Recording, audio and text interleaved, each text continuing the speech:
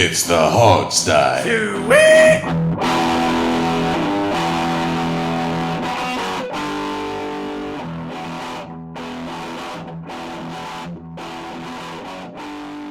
Our guest today is permanently enshrined in Redskins history and lore. As a member of the famed offensive line known belovedly by NFL fans across the nation as the Hogs, he helped lead the team to all 3 of our Super Bowl wins, blocking for 3 different quarterbacks in 4 appearances. And in those appearances, as a testament to him and the Hogs, the Redskins set Super Bowl records in rushing yards and total offense. Over a storied 13-year career that ended with his retirement in 1993, he made 4 Pro Bowls, 2 first-team All-Pro selections, and the 1980s All-Decade team. So, suffice to say, the Hogstye is honored and proud to introduce the one and only number 66, Joe Jacoby. Hello, Joe. Hey, John. Nice introduction. Wow.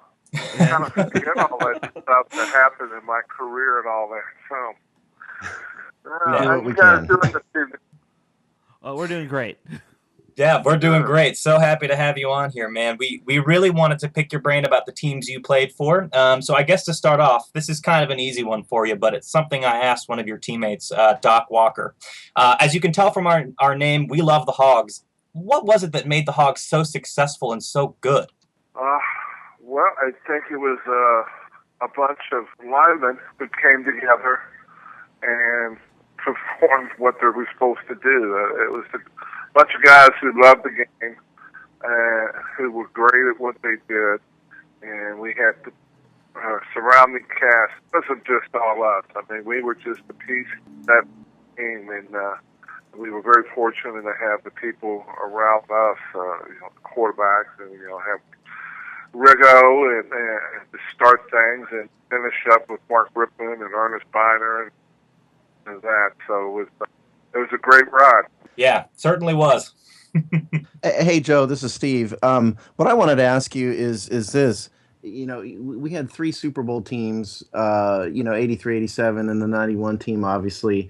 The 91 team in particular is offensively is known as one of the greatest juggernauts in the history of the NFL. Where do you think that Redskins dynasty that you played for ranks in the history of the NFL? Where do you see your teams fit in the history of the NFL? Well, I mean, I'm kind of biased. Hard not to be.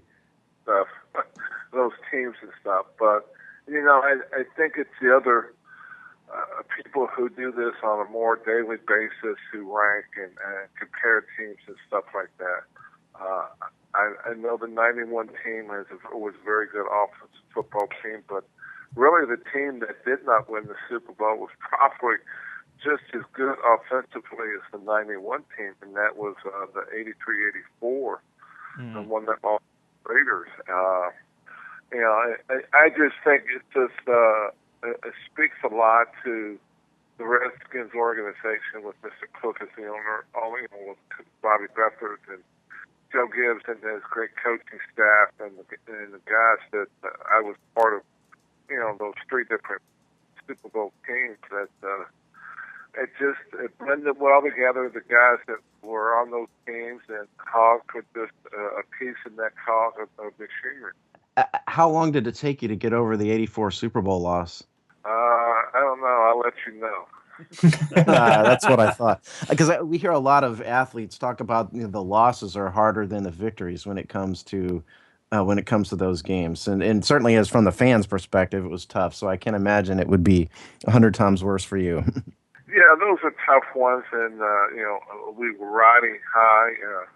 We won Super Bowl 17 and came back the next season and went through that season 14-2, and the 2 games we lost were 1 point apiece. And so we were close to that, undefeated season, get through the playoffs, and then we get down there and, we didn't lay the golden egg, we just laid an egg. And it was just, nothing against taking anything away from the Raiders. They played superb, and they had our number that day. Yeah, it happens. Hey, Joe, this is Robbie. My little brother actually was being recruited by you when you were back in Shenandoah University. My little brother is Ryan Duncan. You probably don't remember him, but I had to bring that up because that was really cool back in the day when he was being recruited. I was like, oh my God, Joe Jacoby's recruiting my brother. What school was it? High school? He was at Parkview High School. Okay. I'm sorry, I don't remember. I mean, because No problem.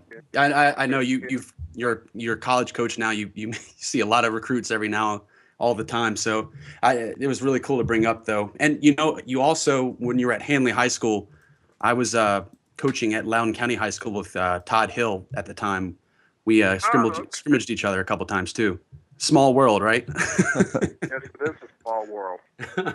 Well, Joe, how do it brings up a good point. You're coaching college kids now. What do you enjoy about coaching the college kids and being around them as compared to the NFL guys you played with? Well, I'm in the Division III level.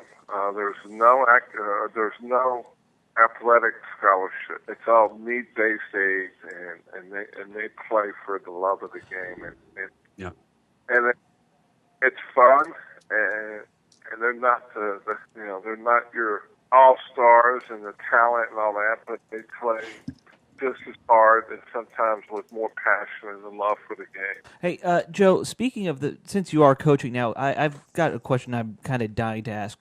Since you played for Joe Gibbs he's in the Hall of Fame, and let's be honest, Bugle belongs there too as the O-line coach. What are some things you took away from them as coaches that you try and instill in kids today? Well, we look for kids with the good character, all that. Mm-hmm. And it's teaching fundamentals. I mean, and it's not to get too caught up into the plays and what you're supposed to be doing. It's the fundamentals, and enjoy where you're at, enjoy the game, and that's what I have as coaching Division III level. It's just enjoyment and playing the game, and have fun, and kids have fun. Yeah, they want to win, but it's a lot more to life than the football game. Okay. Joe, there was a movie and a book a couple years ago called The Blindside. It was about Michael Orr, who's now the right tackle with the Tennessee Titans. And the movie didn't really touch on this, but the book discussed you in the beginning and mentioned how the Redskins needed to counteract Lawrence Taylor, and so they brought you in, and it was the first step really in the evolution of the modern left tackle. Where do you view yourself and your career in the evolution of offensive line play? Well, that's a good question. And I talked to the guy who wrote that book. We talked for a long time and stuff. I don't know where I'm at in that. Like I said earlier, the other stuff is based on other people who will make those opinions and those evaluations and judgments. But, I think what we did and what we won and how we won it and who was involved speak to each level, to each person on that team that was involved in all those three different Super Bowls we won. Hey Joe, I'm curious. I played offensive line all throughout my life. Played in college and then didn't go into the next level, obviously. But I'm curious to know how different techniques were back then and how they've evolved. Because the zone scheme kind of really revolutionized things for how the running game works, how those are taught, your pass sets and the angles and how you actually pass block is kind of changed as well. I'm just kind of curious what you were being taught back then compared to what's being taught now. Any insight about that? Well, I think what's the difference is how you even get in your stance. I mean, and from what I was told, who told me this was Russ Grimm. I was the last person to play left tackle in a right-handed stance. Yeah. And all in left-handed stance and the feet back, left foot back and all that.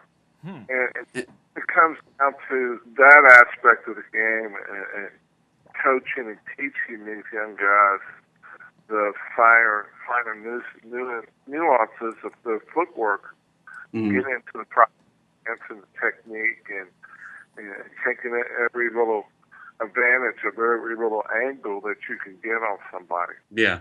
And about the stance. I mean, most college teams now, the linemen don't even get in a stance. They just are in 2-point stance and they're just ready to pass block every play. They don't even hardly run the ball anymore, at least in college. I say they're afraid to put their hand on the ground. They don't want to get it dirty. Well, I was in a spread offense. We loved to pass the ball. I played at Old Dominion University. We loved to throw the ball. We had a really good quarterback then, and but we like to run the ball when we got the chance. But it's just curious. It's really interesting to think about how how offensive line is so complex that people don't even realize, and how it keeps evolving to counter these incredibly gifted athletes that you block against every play, and what you got to do to beat them. Oh yeah, and the thing is, you got to have 5 guys on the same page. Yeah. On play, on each one assignment is and stuff. And the quarterback's got a tough job because he's got to read defense and make the right calls and stuff like that. But the offensive line is right there with the quarterback. What could you give me a little insight of how your pass blocking schemes were? Because when I played, it was like a half man, half slide. You'd have your slide side, and the other side would be the man side. Was it about the same, or was it more full slide style? What kind of pass schemes were you guys in as a line back then? Well, I think everything's evolved since the time that I was in the game and playing. We had some man schemes, and then the blitzing came because of the Chicago Bears and the 46 defense. Mm-hmm. A lot of slide protections evolved after that. So right. it evolves back and forth. It depends on type of protection. That's a 3-step or 5-step drop. Quick throws to a deeper drop. So your protection is going to change on what you're trying to accomplish and how you want to set that ball and stuff. Joe, I wanted to say, first of all, I'm the only one here who's old enough to really have a good memory of those old teams, because I'm a little older than these guys. And I just like to tell you, I'm sure you've heard all this before, but it was a true pleasure and one of my greatest childhood memories watching, especially that '83 team with my dad in RFK Stadium, and watching the stand shake and watching you guys play. I was in attendance at the '83 NFC Championship game against Dallas. What I always wanted to ask you, what I'd always heard, was that at one point there in the late in the game, you guys ran the same running play 5 or 6 times in a row. And Dallas just couldn't stop you. Did that happen? Well, yes, it did happen. It was 9 times, and we were telling them. I wish teams would do that every once in a while now. What was the play that specifically that you ran 9 times in a row? Just the off tackle play called the 40 or 50 cut. Now, and I mean, at some point, is there trash talking going back and forth? Because you're running right at, I assume, Randy White over and over and over again. Are you guys talking back and forth? We were telling them where it was coming. I love it. Hey, and they just had no ability to stop it. No, we couldn't stop it, and we were in sync, and it was our day. And we were riding that wave, and it was very fond memories. And watching Ernest Stockton yelling at him to dig in, and they couldn't stop it. It was nice to end the game that way. Obviously, you played against some of the greats. Really, who would you really say were some of the more challenging ones? I mean, I would assume LT's got to be a name that everyone asks about all the time. But are there any guys who kind of come in under the radar that you really thought presented an interesting challenge? Well, I think the top of them all, you already stated, was Lawrence Taylor at LT. I mean, he had the combination of the size and the speed and the strength. Right. That made it difficult to block him. And then I think if you look at the years, especially in the NFC East, you had the Philadelphia Eagles with Buddy Ryan and his team. And the one that a lot of people don't give him, and I think he's coaching now, is Clyde Simmons. And he was a very good player, very good passer. And of course, they had that great defensive line. Red was part of it. Mm-hmm. They had Jerome Brown. Well, yeah, let's go to today's current team actually, because I'd like to hear what you think of our current offensive line. We've got obviously a bookend in Trent Williams, but these young guys, Scherf and Moses, have you had a chance to watch them? What do you think of their development? Well, unfortunately, I mean, I got to see them when I was back in the summer in one of the OPA practices. And I'm up here living outside Chicago. So I get to see highlights and stuff of the team. And, and I got to talk to Coach Callahan when I was back there and watch what they were doing and all that. I think having him as coach and what he has done with prior he was at their offensive line. I mean, they got some positive things. I think young kids were doing nice to be playing a lot better than they have been the last couple of years. Mm-hmm. Well, they have building a foundation and building some pieces that you can count on that's going to be there. They got Trent Williams and they drafted this other kid, and I think the other kid from Virginia, Moses. Mm-hmm. Yeah. I think they got a good nucleus there on the offensive line now. I think Alfred Moore, young kid, the other running back, Mike Jones. So they got a nucleus that they can work off of. It looks like Cousins is starting to go into this quarterback that we all been waiting for from the one that they spent the second pick of the draft on. And it was really in the 7th round when they drafted the quarterback. I'm curious to know, Joe, if any of the young ones have reached out to you since they've gotten there, especially Brandon Sheriff, the rookie first-round pick that we got. He's very hog-like, and a lot of people see him as a hog in that style, that he's very tenacious, very physical, and he punishes guys in the running game especially. Has any of him or any of the other linemen reached out to you, to kind of just pick your brain? No, they have not reached out. And like I said, I saw him in another function and talked to him briefly there right after the draft, and then, so his head was probably spinning, and things are going so fast for him. And I can imagine. So, What about the guys before him? Chris Samuels, continued the lineage of great left tackles, on the Redskins. Have you talked to Chris Samuels when he was playing? No, I have not.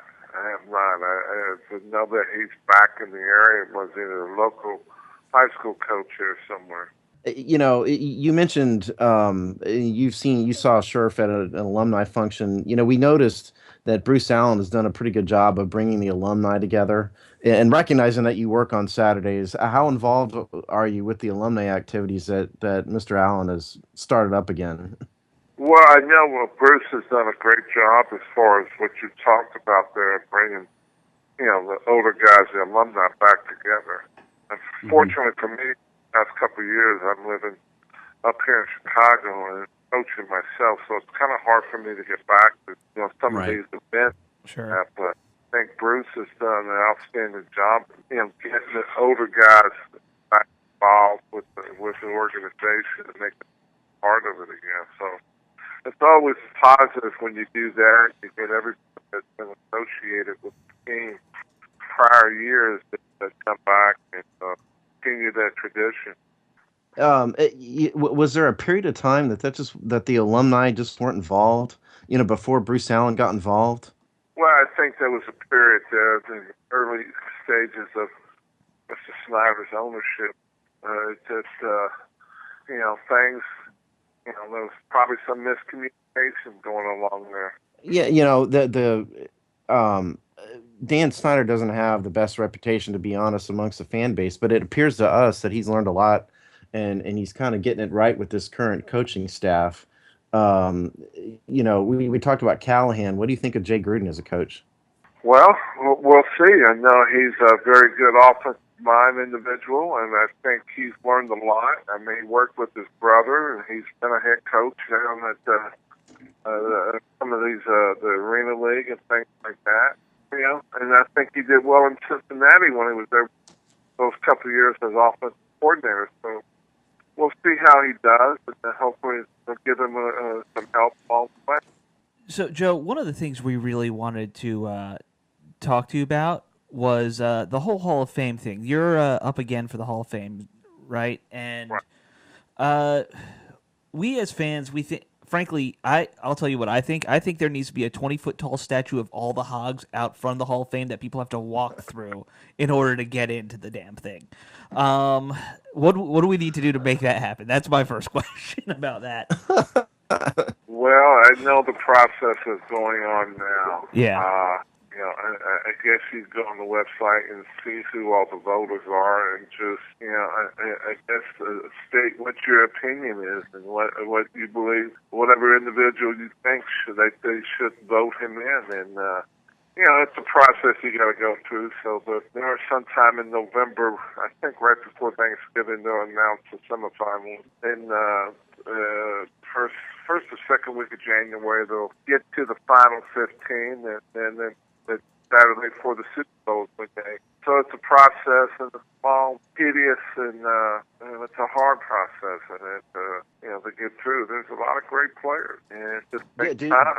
Do they ask you questions? Are you interviewed for that, or is it just, are you totally blind to the selection process? There's a process that goes that the writers or anybody can be nominated. So we're in the nomination. There's 106 or something. Modern era players have been nominated. We'll narrow that down to 5 in November. And then from November, it'll get down to 15 plus 2 senior candidates and the 1 contributor. Well, Joe, obviously there was a huge groundswell of fan support to get Art Monk into the Hall of Fame, and it worked. And we just wanted to say that we're going to actually do what we can to get that going for you. We think it's a robbery that there's only one Hog represented in there, and I think a lot of people would say, the success of Russ Grimm, for example, kind of depended on your success a little bit. So there's a campaign by the Hogettes, obviously, I'm sure you're aware, to get you in there. We want to join that one and do what we can as well. So we just wanted to let you know that. Whatever I appreciate that. And then, it all helps. I mean, the sports writers see all that, and, it leaves a mark on them, and they'll remember that, hopefully. So, sure. And so anything you could do, we appreciate. Absolutely. I mean, you deserve it. Like I said, I think, a lot of the success of your teammates back then depended on you. You really anchored that line, and, your successes were intertwined. So you really belong to be in there. I would be remiss not to ask you one more question about the team today. Obviously, back then, the teams you played for, they had so much personality. I mean, you had the Hogs, obviously. There were the Smurfs. There were all these groups. I mean, the team just has, the Fun Bunch. There were all these things that have since become iconic. Is there anything that we can do today to get that going again? I mean, I know that's a hard question, but besides getting just better players, what can we do to get that kind of spirit back? Well, I think it's coming around, and I think a lot of that happened with Bruce Allen, because with his father being the head coach here, and it's natural for him, man. It's just it's a lot different than it was back in the 80s, 90s. There's not 15 to 20 guys that are a core group. Your core group somewhere between 5 and 8 guys. Kind of hard because of transition, the free agency, and all that's going on to build that. But I still think you could do that with the one. I think you got the Alfred Morris and the Ryan Kerrigan. These guys are signed up for, I think, long term. So I think you build off that and build off those individuals. Well, listen, Joe, we really wanted to be respectful of your time, and we really appreciate having you on the show today. This was huge for us. Thank you so, so much. Well, you're welcome. It's my pleasure. Wish you guys well, and I guess we'll be following each other. Yeah, absolutely. Thank you very much. Yeah, you'll continue to see us on the interwebs there. Thank you very much, Joe. Much appreciated, All right, Joe. guys, have a good evening. Yeah, you too. Have a great night. All right, cool. All right, ladies and gentlemen, so that is the Hogsty, our exclusive interview with Joe Jacoby. I thought it was pretty awesome. He said some very cool stuff. Any top-level thoughts on that, guys? I mean, I thought he said some pretty interesting stuff. One down, we got 4 more to go. Yeah. You're talking about getting the rest of the Hogs on here? I want to get them all. Oh, my God. Yeah. That's a goal, man. Conference call with all 5 of them. Wouldn't that be neat? No, yeah, I thought he said some really interesting things. You know, he's obviously been there a long time, seen it all. He's got an interesting perspective in teaching college kids compared to playing with an elite unit. It didn't really sound like he's proud of what they did, but Just very there was humble. not there was not an ego about it. We tried to push him into saying, listen, the Hogs are the greatest line ever. He didn't really want to say it. He just said, we were a bunch of guys, we played well together. It was much more humble than a lot of other players would have been. I will say, by the way, the expression on Steve's face when we first got Joe on there, I was like, you had a little schoolgirl moment there. Yeah. I mean, so did we all. Yeah. Very awesome stuff. I mean, I agree. To echo you guys' thoughts, what a humble guy for somebody with countless championships and 3 Super Bowl rings. Just an incredibly nice dude. Heart of gold. Yeah. So anyways, we have more exclusive interviews coming up, but we won't tell you what they are. Can't spoil the surprise. You'll have to keep checking in with us. So catch us on the webs at thehogsdied.com for our written content, and our future episodes will be coming up next with our game preview. Who are we playing again next? I asked this last time. Who's the our Jets. next? The Jets. So make sure you check in with us early this coming week for the Jets preview, and we will see you next time. Yep. Cool. HTTR.